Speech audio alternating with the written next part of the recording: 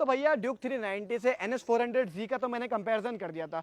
हालांकि वो same CC की कैटेगरी में आती थी, इसलिए मैंने कंपैरिजन कर दिया। आप बोलोगे कि अपाची RTR 310 का NS 400Z से कंपैरिजन क्यों? क्योंकि प्राइस में भी जस्टिफाई नहीं होती, बहुत प्राइस डिफरेंस है, और इंजन में भी जस्टिफाई नहीं होती, क्योंकि ये 300 सीसी का इंजन है, ये 400 सीसी का इंजन है। कहाँ भैया ये 300 सीसी की गाड़ी टीवीएस की, कहाँ ये 400 सीसी गाड़ी? तो कंपैरिजन कुछ नहीं है। देखो बेसिकली कंपैरिजन ना मेरा नहीं है, कंपैरिजन गाड़ियों का नहीं, कंपैरिजन लोगों की सोच का है। क्योंकि जब लोग अपना पैसा लेके निकलते हैं ना, 2.5 लाख रुपए, 3 लाख रुपए, तो वो आसपास की जितनी बाइकें होती है ना, 10,000 कम में, 10,000 ज़्यादा में, वो सारी बाइकों को जज करते हैं और सारी बाइकों को देख के कंपेयर भी करते हैं।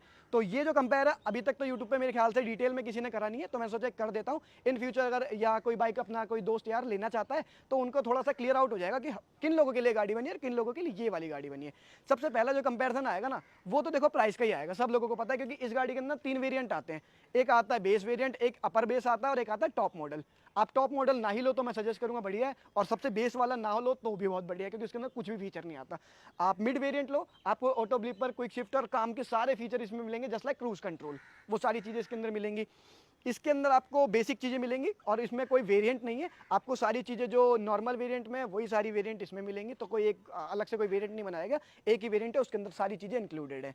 ये आती है ऑन रोड दिल्ली में 2,22,000 रुपये की, और ये आती है ऑन रोड दिल्ली में 3,10,000 रुपये की। तो 90,000 रुपये का प्राइस डिफरेंस है। 90,000 रुपये में अगर आप चाहते हो 90,000 रुपये बचाना तो आप ये ले लो, नहीं चाहते बचाना, आप चाहते हो कि आपको लुक्स ऐसे मिले डुकाटी डेविल जैसे, तो you can go for this. Looks ना बाद में मैटर करते हैं, पहले ना पॉकेट की अलाउंस देखी जाती है कि वो पॉकेट हमारे लिए मतलब हमारे पैसे अलाउंस कर रहे हैं उस बाइक को ही नहीं कर रहे, उसके बाद लुक्स आते हैं। लुक्स हालांकि इसके भी बहुत अच्छे, फ्रंट लुक बहुत अच्छे, साइड लुक आपको देख के हाँ ऐसा लगेगा कि NS 200 जैसे हैं, जो बहुत लोग डिमांड भी करते हैं, क्योंकि इस गाड़ी के ना अगर आप रोड पे लेके चलोगे तो एक अलग रोड प्रेजेंस निकलती है, वो इसके नाम पे डिफाइन होती है कि अपाची RTR 310 जा रही है।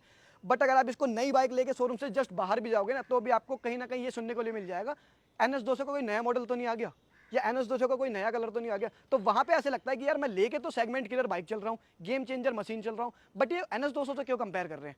हाँ अगर NS 400, NS 600 या NS 800 होती, सुपर NS होती, तो फिर ये एक अपना एक हाईलाइट पॉइंट हो जाता, बट ये थोड़ा सा इसके लिए एक ड्रॉबैक हो जाता है कि दिखने में हूबहू NS 200 जैसी है। तो ये एक चीज़ देख के चलना कि लुक्स अगर आपके लिए प्रेफरेंस रखते हैं, आप एक हाईलाइट पॉइंट रखना चाहते हो लुक्स को लेके, या एक अलग दिखना चाहते हो मार्केट में गाड़ी को लेके, तो आप उस कंडीशन में अपाची RTR की तरफ जाओ, इसको लेट गो कर सकते हो। तीसरी चीज, इंजन बहुत ज्यादा अहम भूमिका निभाता है, क्योंकि लोगों को ना पावर तो चाहिए भैया किसी भी कंडीशन में, भले वो 150 सीसी की MT-15 हो या 200 सीसी की RS 200 हो या NS 200, पावर कहीं ना कहीं उन्हें चाहिए। जब वो टूरिंग पे जाते हैं, ऑफ रोडिंग करते हैं, सिटीज में चलाते हैं, एक गियर डाउन करके ओवरटेक करते हैं, उन सारी कंडीशन में पावर चाहिए होती है। तो इस गाड़ी के अंदर सेम ओल्ड ड्यूक 390 और डोमिनार वाला इंजन आता है, 373 सीसी का लिक्विड कूल्ड इंजन, जो पावर प्रोड्यूस करके देता है आपको 40 की bhp, और एनएम देता है, टॉर्क जिसे हम कहते हैं, वो होता है 35 एनएम का। तो ये एक चीज़ बहुत अच्छी है कि अगर आप सिटीज़ में चलाते हो ना, तो पावर का आपका बिल्कुल भी ड्रॉबैक नहीं मिलेगा। और एक चीज़ छोड़ देना आप कि इस इंजन को ना ये मत सोचना कि ये नया इंजन है, कहीं आगे चल के हमें धोखा ना दे दे या इंजन सीज ना हो जाए या कोई प्रॉब्लम ना आ जाए, क्योंकि ये इंजन ऑलरेडी कई सारी बाइकों में चल रहा है और पिछले कई सालों से चल रहा है, और लोग इसको इस इंजन को लेके लद्दाख, इंटरनेशनल राइड, नेपाल, बहुत जगह चले भी जा चुके हैं, क्योंकि डोमिनार पे आप लोगों का सबका ट्रस्ट होगा, वो one of the best touring bike रही है, वही वाला इंजन इसके अंदर है। तो इंजन को ट्रस्ट इशू लेके कोई भी प्रॉब्लम नहीं होने वाली। हाँ, इस गाड़ी के अंदर 312 सीसी का इंजन मिलता है, उसके मुकाबले काफ़ी छोटा इंजन है, और लिक्विड कूल्ड इंजन इसके अंदर भी आता है, बट इसके अंदर जो bhp है वो 35 की आती है, और जो एनएम आता है वो आता है 28 का एनएम। एनएस के मुकाबले इसके अंदर आपको पावर तो भैया कम मिलने वाली है। जहां आपकी गाड़ी ये चौथे गियर में एक अच्छा पुल दिखा सकती है, वहां पे इस गाड़ी को थोड़ी सी ज़्यादा पावर लगेगी, थोड़ा सा ज़्यादा एक्सीलरेशन चाहिए होगा, तो वो चीज़ आप लोग देख लेना। पावर में डेफिनेटली यही आगे रहने वाली है। हाँ, टॉप स्पीड में कहीं ना कहीं दोनों गाड़ियाँ सेम रह सकती है, 1-2 की स्पीड का फर्क आएगा, बाकी ज़्यादा नहीं आएगा। ड्रैग रेस देखनी हो तो सोलो ट्रैवलर के जाके चैनल पर देख लेना भैया, हम तो करते नहीं हैं क्योंकि दिल्ली में इतना कोई खास रोड है नहीं, वरना मैं करके दिखा देता। तीसरा जो मेजर डिफरेंस है ना, वो इन गाड़ियों के अंदर आ जाता है टायर का। इसके अंदर 110 सेक्शन का आता है, इसके अंदर भी 110 सेक्शन का आता है, बट इसके अंदर ना नॉन रेडियल टायर आता है। ये कहीं ना कहीं ड्रॉबैक हो जाता है इस गाड़ी के लिए, क्योंकि गाड़ी जो इतना पावरफुल इंजन पावर जनरेट करके दे रही है ना, कहीं ना कहीं व्हील स्पिन हो जाता है। तो वो कहीं ना कहीं अगर आप एक प्रो राइडर हो, आप एक एडवांस राइडर हो, जो आपको हमेशा टॉप नॉच गाड़ी को भगाने का मन करता है, या आप हमेशा लीन करते हो, स्टंट वगैरह करते हो, तो उस कंडीशन में ये टायर आप लोगों के लिए बेस्ट नहीं होने वाले। उसके लिए आपको टायर चेंज कराना पड़ेगा। और आप टायर भी चेंज करा लेते तो आपकी पॉकेट पे ज़्यादा इफेक्ट नहीं करेगा, 10,000 रुपये में आपके दोनों टायर डल जाएंगे। ये टायर रेडियल आता है तो इसका कॉन्फिडेंस भी बहुत अच्छा है कि मिशलिन के टायर हैं इसके अंदर। तो ये एक चीज़ भी बहुत अच्छी है कि मिशलिन के टायर आप सब लोगों को पता है, कोई लोग चेंज करवाते हैं तो वो हमेशा मिशलिन के या अपोलो अल्फा H1 हो गए या मैटजिलर हो गए, वो सारे टायर डलवाते हैं परफॉर्मेंस ओरिएंटेड बाइक में। इसका पीछे वाला जो टायर है वो 150 सेक्शन का है, ये भी रेडियल है। अब NS की बात करें तो इसके अंदर 140 सेक्शन का है। देखो ये सेम टायर अगर आप देखोगे ना, आपको याद दिलाएगा R15 की MRF के रेव्स। सोचो वो MRF के रेव्स 150 सीसी की गाड़ी में चल रहा है, तो 400 सीसी की गाड़ी में टायर कैसे कैपेबल रह सकता है। हाँ, अगर आप सीधी चलाओगे तो कोई प्रॉब्लम नहीं है, आप फैमिली के साथ चलोगे तो कोई प्रॉब्लम नहीं है। हाँ, अगर आप ड्रैग रेस करोगे, लीन करोगे तो फिर उस कंडीशन में ये अपना ट्रैक्शन खोएगा ही खोएगा। तो ये चीज़ आप लोग देख लेना, टायर के मामले में वो गाड़ी वन ऑफ द बेस्ट रहने वाली है। ये थोड़ा सा आपको पैसा खर्चा करना ही पड़ेगा, नहीं भी करोगे अगर नॉर्मल चलाओगे तो कोई दिक्कत वाली बात नहीं है। चौथी चीज़ की बात करूँ ना, फीचर में कौन सी गाड़ी ज़्यादा आगे है, बट मैं बोलता हूँ कि बेसिक फीचर होने चाहिए गाड़ी में। बहुत ज़्यादा फीचर भी हमारे काम के नहीं होते, जस्ट लाइक क्रूज कंट्रोल। इस गाड़ी के अंदर ये देखो, यहाँ पे क्रूज कंट्रोल होगा, ऑन ऑफ रीसेट किसी भी स्पीड पर आप लगा सकते हो। बस शर्त एक है कि गाड़ी 30 की स्पीड से ऊपर होनी चाहिए, बट इस स्पीड को ना आप दिल्ली जैसी सिटी में नहीं यूज़ कर सकते। मतलब इस फीचर को, क्रूज कंट्रोल को दिल्ली जैसी सिटी में यूज़ नहीं कर सकते, इसको सिर्फ आप यूज़ कर सकते हो हाईवेज पे। और ये भी थोड़ा डेंजरस हो सकता है, बट एक दे रखा है तो एक प्लस पॉइंट है कि अगर आप लॉन्ग रूट पे जाते हो, इंटरनेशनल राइड या कोई लॉन्ग राइड करते हो 1200-1400 किलोमीटर की बढ़िया से हाईवे पे, तो यहाँ पे आप लगा के चल सकते हो। ये सारी चीज़ें उसके अंदर नहीं मिलती। मीटर के इसके अंदर डिजिटल मिलता है, पूरा का पूरा कलरफुल मिलता है। ये देखो कितना बेहतरीन है, फुल्ली कलरफुल TFT डिस्प्ले मिलता है। ये देखो दिखने में कितना अच्छा है। बटन की क्वालिटी आप एक बार चेक करो, बहुत सही मिलने वाली है। यहाँ पे आपको 5 मिलेंगे, बल्कि 4 नहीं 5। सुपर मोटो, जिसमें पीछे वाला जो ABS है वो ऑफ हो जाता है। ट्रैक मोड पे आप चलाओगे तो इसकी थीम चेंज हो जाती है, बहुत अच्छी पावर डिलीवरी करती है। स्पोर्ट्स और ट्रैक में ज़्यादा अंतर नहीं है। रेन में गाड़ी की जो ब्रेकिंग है और जो गाड़ी की पावर है, दोनों में आपको चेंजेस फील होगा। अर्बन मोड में गाड़ी बस माइलेज अच्छा देगी, पावर अच्छा नहीं देगी, वो चीज़ें देख लेना। और भी बहुत सारी चीज़ें, कूलेंट टेम्परेचर कितना है, सर्विस कब आने वाली है, और मैप इसके अंदर हो गया, टर्न बाय टर्न नेविगेशन का, ब्लूटूथ कनेक्टिविटी हो गई, कॉल उठाना, कॉल काटना, मैसेज चेक करना, वो सारी चीज़ें आपको इस मीटर के अंदर डेफिनेटली देखने के लिए मिलने वाली है। बट इस गाड़ी का एक ड्रॉबैक क्या है कि इस गाड़ी के अंदर 11 लीटर का फ्यूल टैंक आता है। तो 300 सीसी की किसी गाड़ी में नहीं आता भैया, सब गाड़ी के अंदर बहुत अच्छा फ्यूल टैंक कैपेसिटी आती है। इस गाड़ी के अंदर 12 लीटर का फ्यूल टैंक आता है। मतलब 1 लीटर का थोड़ा सा डिफरेंस है। बट इस गाड़ी के अंदर ना मीटर आप देखोगे ना थोड़ा सा बेसिक सा मिलेगा। जैसे मैं एक बार ऑफ करके दोबारा ऑन करता हूँ, थोड़ा बेसिक सा मिलेगा। बट काम की जितनी भी चीज़ें वो सारी की सारी आपको इसके अंदर मिलेंगी, जितनी भी आपको उसके अंदर दिख रही है ना क्रूज कंट्रोल को छोड़ के, वो सारी चीज़ें आपको इसमें मिलेंगी। जैसे यहाँ पे इस बटन की क्वालिटी ये भी बहुत अच्छी है, बट ब्लैक कलर में, और रात में इसमें लाइट भी जलती है, तो ये भी बहुत अच्छा लगता है। यहाँ पे आप सेट वाला बटन दबाते रहोगे तो ये सारी चीज़ें सेट भी होती रहेंगी। यहाँ पे आपको 4 मोड्स मिल जाते हैं राइडिंग के, रोड, स्पोर्ट्स, रेन और ऑफ रोड।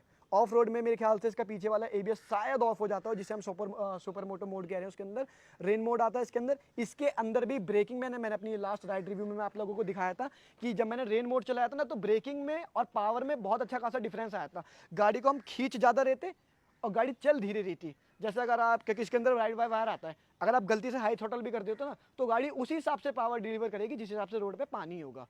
तो आपका ये एक सेफ्टी फीचर कह सकते हो। ये जो राइडिंग मोड्स है एक्चुअल में वर्क करते हैं। इसके अंदर भी turn by turn navigation map आता है, इसके अंदर भी ब्लूटूथ कनेक्टिविटी आती है। आप कॉल पिकअप एंड डिक्लाइन कर सकते हो, गाने सुन सकते हो, गाने पॉज एंड प्ले कर सकते हो, वो सारी चीज़ें। इस गाड़ी के अंदर 807 mm की सीट हाइट आती है। अब छोटा सा ना देखो, एक ट्रिकी क्वेश्चन हो जाता है, एक ट्रिकी चीज़ हो जाती है, मैं आपको बताता हूँ क्या।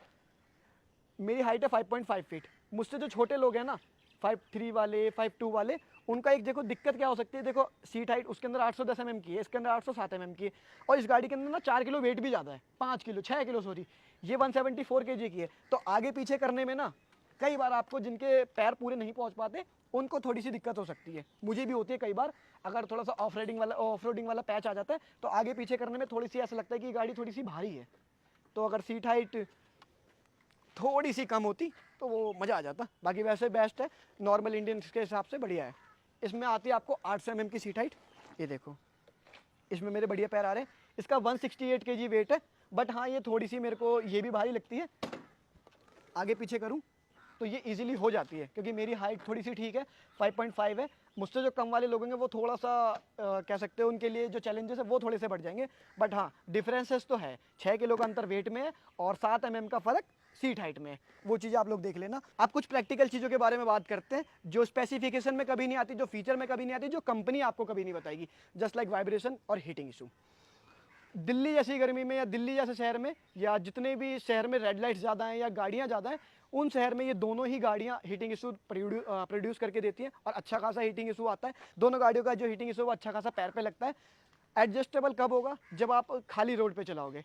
ट्रैफिक में तो 200 सीसी से ऊपर आप किसी भी गाड़ी में जाओगे, आपको हीटिंग इशू डेफिनेटली देखने के लिए मिलने वाला है।